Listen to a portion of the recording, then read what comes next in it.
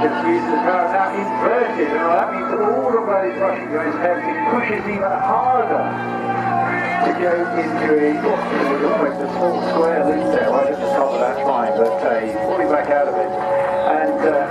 And you can pull the positive G to quite a high rate before you eventually grey out and then black out. But I can assure you that when you're going upside down and pushing beyond minus 3G, then it's a very, very uncomfortable and unpleasant feeling to do. But all in the hands of one of the most competent and capable aerobatic pilots. He's been champion of various competitions many, many times over. He's actually an aeronautical engineer as well, so he knows his stuff when it comes to preparing his aircraft for displays.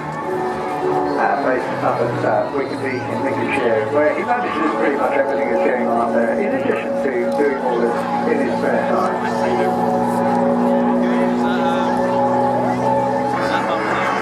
Got a factory installed smoke system, got 28 litres of strong smoke, giving about 9 minutes of this, so just allowing it. Of course, information is very, very important to use smoke. It is a safety asset as well. Hanging on down this tail side, and he just lets the aircraft drop down. Again, you cannot imagine what it's like up there. It's very, very comfortable. Unless you get on some of those really, really freaky rides at Funfest. Maybe there are people behind you out there.